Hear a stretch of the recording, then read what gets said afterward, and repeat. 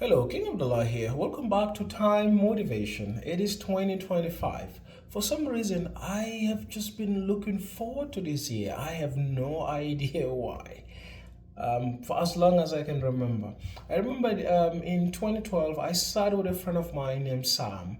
And Sam told me, Bumbalai, he calls me Bumba. In fact, I like that name a lot. He said, Bumbalai, let's just have some goals. Now, this is the time there was nothing about me that was goals and dreams. I was just staying one day at a time and moving forward because we're all time travelers in life. So I was just going to school and just doing what I need to do my quota, contribute to society, whatever little that I can. And he said, let's set some goals, Bambalai. Like 2025, where do we want to be? Like, maybe have some houses and cars and travel and all. I really didn't know what to say. I said, I don't know. You tell me. Sam, really interesting guy. I love that guy. But then, yeah, that was that was among the first times I can remember the concept and ideas of, setting goal and working towards them. I really didn't know where I wanted to be, really. For all I knew, I was happy. And to me, that always matters. My current state of mind and how I feel about the present and whether it was a gift or so on. But as far as I'm concerned, my earliest goal in life, and I can remember this was probably some around 1998, 99, somewhere around there, or probably around there. I was in Farafenye, and then at my grandmother's, my paternal grandma's place, and then she wanted to send. I started school at this time, and then but I didn't want to go to school. I didn't like the idea of school at all. You know, what I wanted was these donkey carts or the horse, and then you put a cart there. There used to be these donkey carts to transport people and goods and services from one village, Farafenye, to the next village. Now I wanted this. I wanted to be that. I told my grandma I didn't want to go to school. Like if you just could get me a donkey card, I will start working and I'll be very happy. But my grandma wouldn't listen to me. In hindsight, that is very funny. But to be honest, if I can remember right, that was what I wanted to be. You understand? And then going through school, I realized that to continue on, later on, I continued on with my maternal grandma. I came back to my mom's side of the family. And then my grandma was a griot, a praise singer. Now, when there's a ceremony, my grandma would go and then she has a very beautiful voice. And then she would sing to the bride and groom. And, people are in celebratory mood. They'll give lots of money and all. So she has amazing voice. So her influence on me made me felt like, whatever that I was going to do, I will have to do with my mouth. Like my work in the future was going to involve talking. I do not know in what capacity, but I know this was going to happen at some point. And so when I was going through school, even though I picked the sciences, I was always looking forward to that future where be part of the policymakers or whatever people who use their mouth as for work do. So I finished high school, and then when I finished high school, now that was the end of the road. Now through high school, it wasn't as smooth, but in my part of the world, that's not unusual. The society comes together, and then we all help out. Everyone does their part, and that's how we function as a society, right? And through that system I was able to get some form of education, and my grandma really tried because every school that I went to, she was always present: primary school, junior school, and high school for registration. Now, I went to a public school for my primary and secondary, but in high school I've always wanted to go to SOS high school. I always liked the uniform. It was all in blue. I don't know, for some reason I've just loved the color blue. So I wanted to go to a private school, but at this time we couldn't afford it.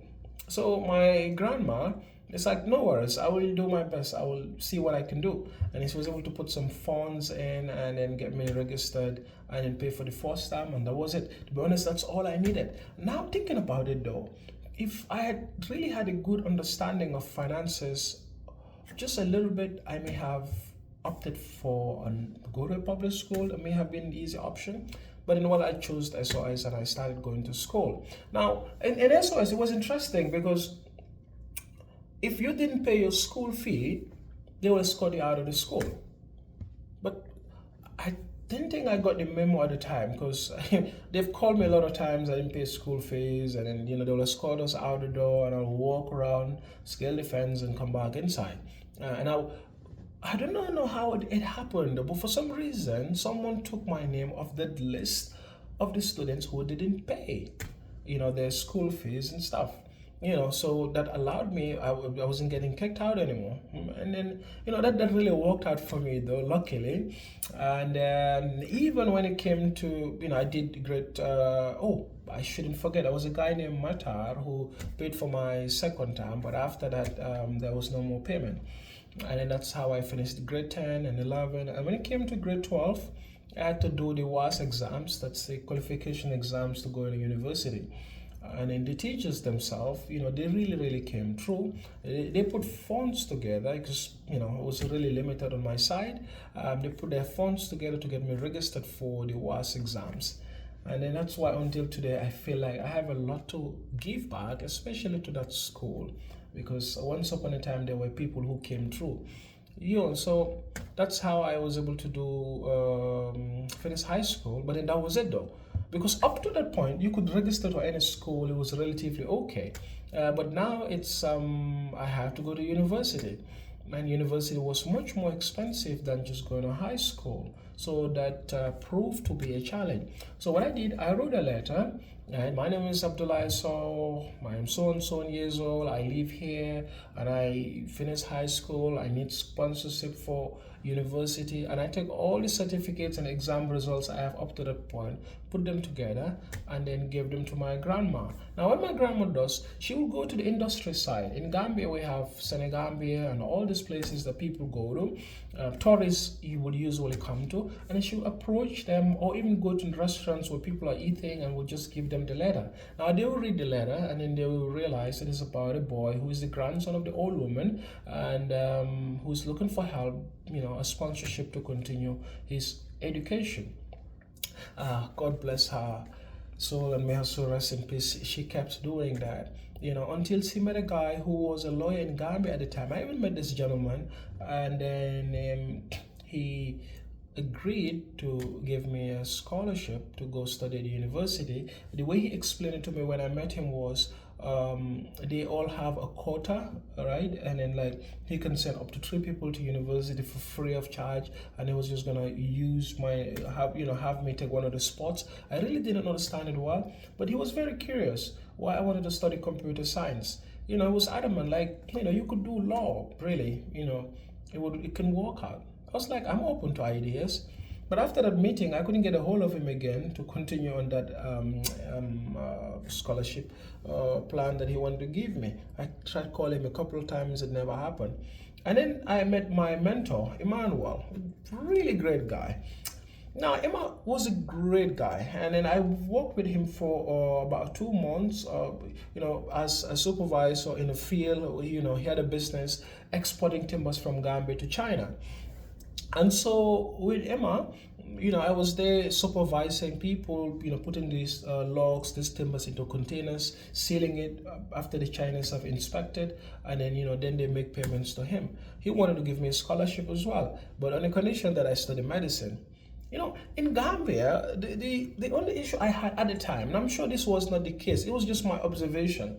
Whenever I went to the hospital, it just felt so depressing, and I felt personally that the doctors were not happy. And me, I always wanted to be happy, but at the time, though, I didn't have the wisdom to connect fulfillment with serving society or doing good for society. And then no doctor in their capacity will be laughing and smiling in the presence of so much sadness and misery to some extent. I didn't understand that wisdom. So to me, I was like, doctors are not happy and they're always busy. I want to do something more, so I don't want to study medicine. He said, apply. Look, you have no other opportunity. This is the one that you have. I can at least pay for a full year, and then you're smart. I'm sure by the end of the 4th year, something would come up. You'll get scholarship to continue. I was like, no, I don't want to do medicine. I won't study medicine. I can probably study economics, probably, but not medicine. So I, continued on and get admissions University of the Gambia, eventually to study communication, and went for a week. Didn't feel the vibe.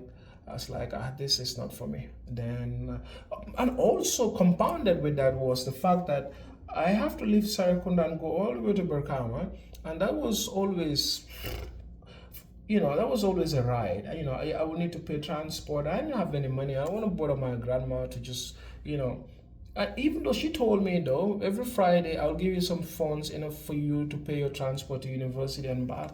I was like, nah, she tried her best. I probably should find something else to do. Just right around this time, I met a gentleman, a Liberian, Michael Howard, who was one of my earlier mentors as well. I love that guy, great guy. I met him at a barbing salon. He was just, taking care of himself, and so was I. And, we started chatting and we clicked, we became friends. He called me right around that time when I finished high school and said, hey, I happen to know this lady. Her name was Sally, and then she has an enterprise. And, if you're open to it, you could be a sales boy here. And that was my first job. I was excited because there was nothing I was doing at this time. And then now I was working there. That was the first job that I ever had. As a sales boy, I was doing Monday to Saturday, like 6 days a week. 9 to 9, 9 a.m. to 9 p.m. I was really fortunate to get that opportunity. The pay now, if I estimated in Canadian dollars, would be like $25 a month. Would that be too much? Maybe $23 a month. That was what I was getting paid at the time. 23 Canadian dollars a month, probably like 15 US dollars a month. But I was happy though. That was one of the first opportunities I've had, and I held onto the opportunity with dear life. I show up every time excited and happy and ready to go.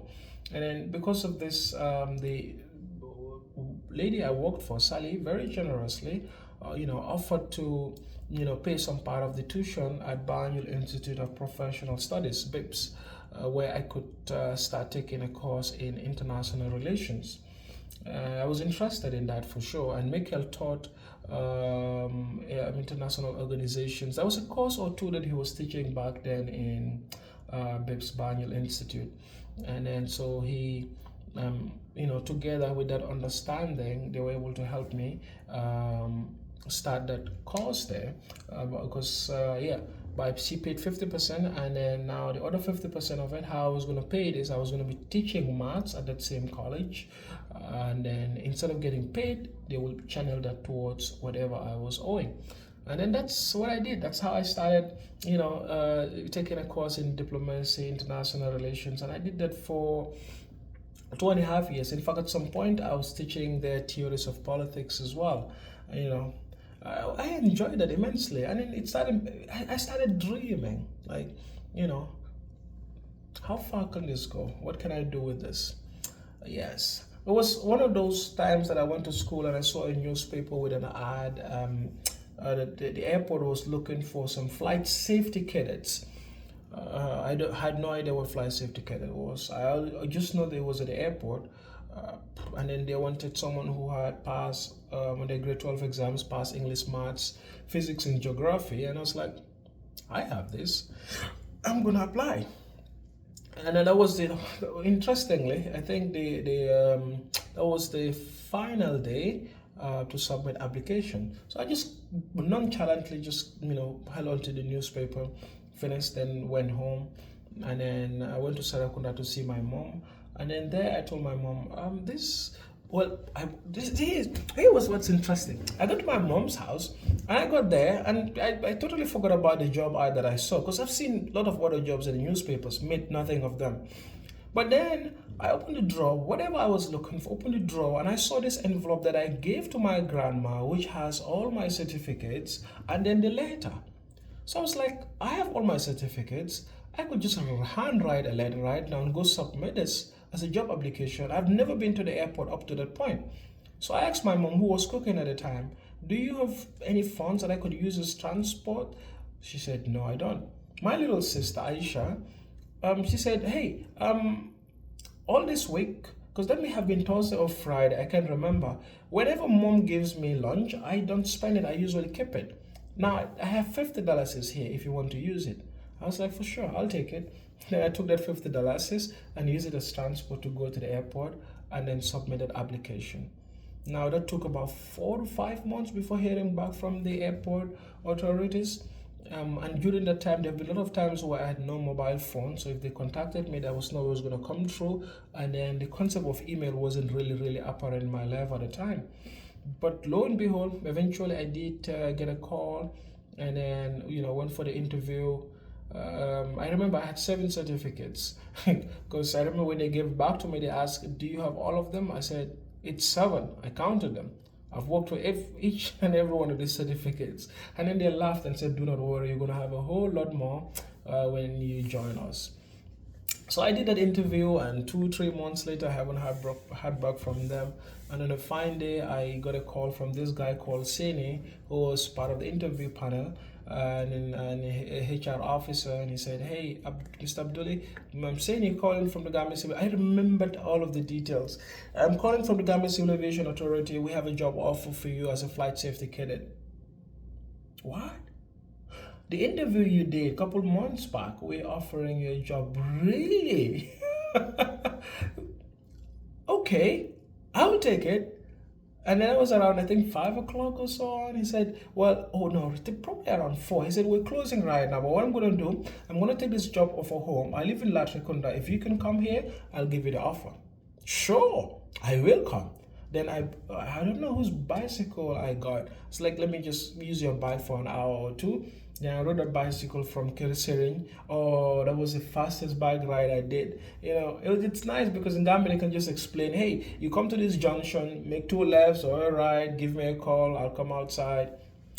I rode a bicycle from Kirisering to Larakon. I'm not too sure I can do that these days.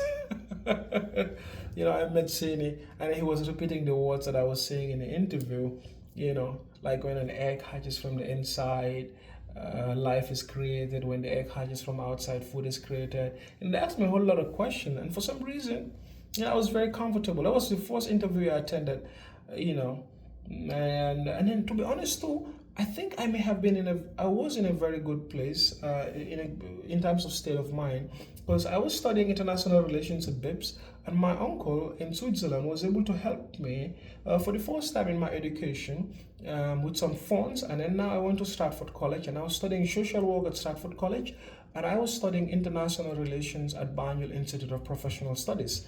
Because I've once heard from my general science teacher that Ablaye Wade, who was the president of Senegal at the time, or prime minister of Senegal at the time, was going to 2 universities side by side. And for some reason, this stuck with me, and I always wanted to do that. So I was doing international relations at BIPS, and then when I would finish here, I would ride my bike to Stratford College to study social work. So I was going to 2 colleges side by side, and for some reason this put me in a very great state of mind. So even when I went to that interview, although I had no idea what the job was at the time, because it was 4 or 5 months after I applied, when they called me for the job, I was comfortable. I was able to just answer the questions. Nothing was at risk. I was doing what I wanted to do. I was going to school the way I wanted it.